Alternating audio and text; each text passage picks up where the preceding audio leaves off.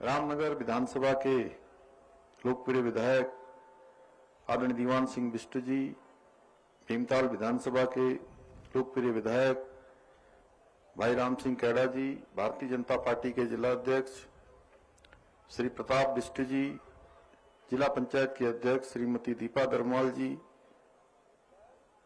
उत्तराखंड सरकार में दर्जा मंत्री आदरणीय सुरेश भट्ट जी, अनिल डब्बू जी, दिनेश आर्या जी, शंकर कोरंगा जी, नवीन बोरा जी, शांति मेहरा जी, भारतीय जनता पार्टी के प्रदेश के उपाध्यक्ष श्री राजेंद्र बिष्ट जी, हमारे पदाधिकारी श्री कौस्तुभानंद जी, जोगेंद्र पाल जी, प्रदेश अध्यक्ष किसान मोर्चा श्री महेंद्र नेगी जी, प्रदेश महामंत्री युवा मोर्चा श्री दीपेंद्र कोश्यारी जी, साकेत अग्रवाल जी, विनीत जी, प्रदीप जनोटी जी, यहाँ के जिलाधिकारी श्री ललित रायल जी, एसएसपी मंजूनाथ जी, रंजन बरगली जी और दूसरे महामंत्री विनीत जी अग्रवाल जी और सभी हमारे मंचासीन सभी हो गए। कोई छूटा तो नहीं? कोई पर्चे में कई बार वो फिर वहां देख रहे हैं। एक बार हाथ उठा दो यार तुम लोग सब।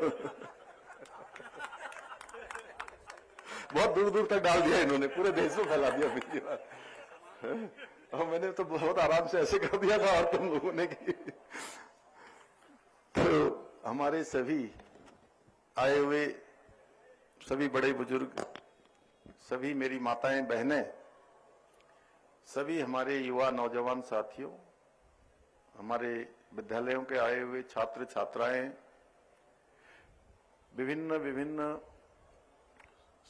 स्वयं सहायता समूह से आई हुई सभी हमारी बहनें, विभिन्न उत्पाद का उत्पादन करने वाले स्थानीय उत्पादक, अनेक अनेक स्थानों से आए हुए जो अपना इस प्रदर्शनी में भाग ले रहे हैं, जिनके अनेक स्टॉल यहाँ पर लगाए गए हैं, और मीडिया के सभी हमारे मित्र, मैं आप सभी का आज इस सहकारिता मेले के इस शुभ अवसर पर आप सभी का हृदय से स्वागत करता हूं, आप सबका अभिनंदन करता हूं। और मुझे भी, मेरा भी सौभाग्य है कि मेले के माध्यम से आप सभी से विभिन्न विभिन्न क्षेत्रों में काम करने वाले सभी भाइयों और बहनों से यहाँ पर उन सभी से आज मिलने का सौभाग्य प्राप्त हो रहा है, आप सबके बीच में आने का सौभाग्य प्राप्त हो रहा है। और जैसा कि मुझे बताया गया है, सहकारिता से पर्यटन विकास इस थीम पर आयोजित इस 7 दिवसीय मेले में हमारी विभिन्न सहकारिता समितियां, स्वयं सहायता समूह और किसानों भाई बहनों के उत्पादों को प्रदर्शित करने का एक ये मंच है।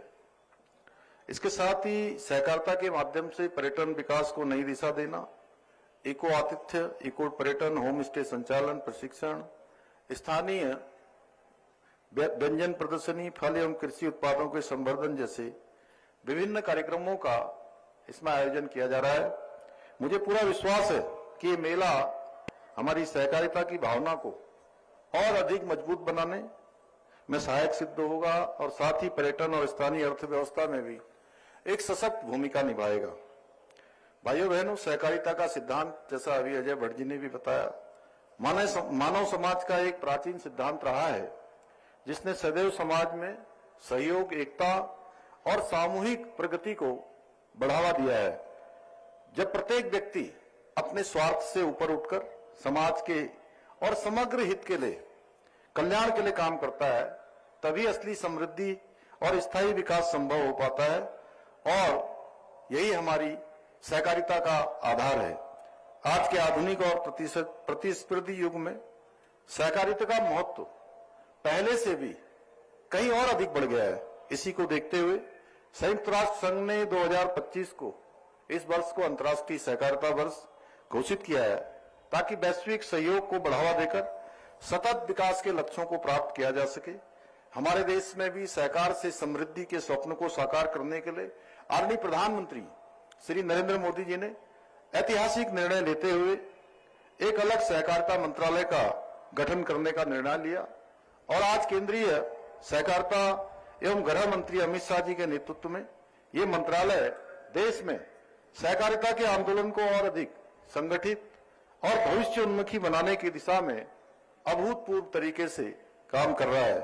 भाइयों बहनों, आदरणीय प्रधानमंत्री जी के मार्गदर्शन और उनके सहयोग से हमारी सरकार भी राज्य में सहकारिता को जन जन तक पहुंचाने के लिए कई कदम उठा रही है। इसी का परिणाम है पूरे देश में बहुउद्देशीय सहकारी समितियों के कंप्यूटरीकरण के कार्य की शुरुआत सबसे पहले कहीं हुई है तो देवभूमि उत्तराखंड में हुई है। आज प्रदेश की 671 सहकारी समितियों के कंप्यूटरीकरण का कार्य पूरा हो चुका है। ये समितियां अब पूरी तरह से डिजिटल माध्यम से कार्यरत है, जिससे हमारे किसान भी ऑनलाइन सेवाओं से जुड़कर उन सुविधाओं का लाभ उठा पा रहे हैं।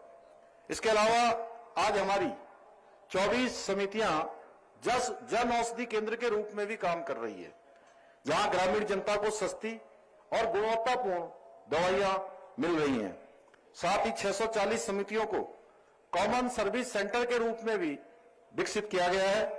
अब ये समितियां केवल ऋण देने तक सीमित नहीं है, बल्कि बीमा, पेंशन, बिजली बिल भुगतान, आधार सेवाओं सहित अनेक डिजिटल सेवाएं भी प्रदान कर रही है।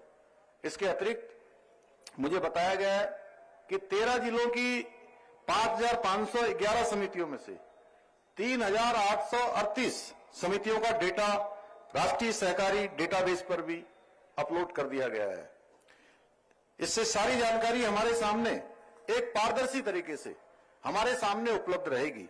इतना ही नहीं, हमारी सरकार ने फरवरी 2023 से लेकर अब तक 800 नई पैक्स, 248 नई डेयरी समितियां, 116 मत्स्य समितियां गठित की हैं। उत्तराखंड सहकारी संघ द्वारा मिलेट मिशन योजना के अंतर्गत जहां गत वर्ष किसानों से मंडुआ की खरीद एमएसपी 42.90 यानी कि 42 रुपए 90 पैसे प्रति किलो की दर से की गई थी, वहीं इस वर्ष किसानों को और अधिक लाभ पहुंचाने के लिए मंडुआ की खरीद 48 रुपए 86 पैसे प्रति किलो की दर से की जा रही है। यही नहीं, हमारी सरकार दीनदयाल उपाध्याय सहकारिता किसान कल्याण योजना के अंतर्गत जहां एक और किसानों और स्वयं सहायता समूह को पशुपालन, दुग्ध व्यवसाय, मछली पालन, फूलों की खेती जैसे कृषि कार्यों के लिए 5 लाख रुपए तक का ऋण बिना ब्याज के उपलब्ध करा रही है। वहीं सहकारी समितियों के माध्यम से लघु और सीमांत किसानों को 1 लाख रुपए का ब्याज मुक्त फसली ऋण भी दिया जा रहा है। हमारे प्रदेश के सहकारी बैंकिंग क्षेत्र को सशक्त बनाने की दिशा में भी उल्लेखनीय कार्य किया गया है।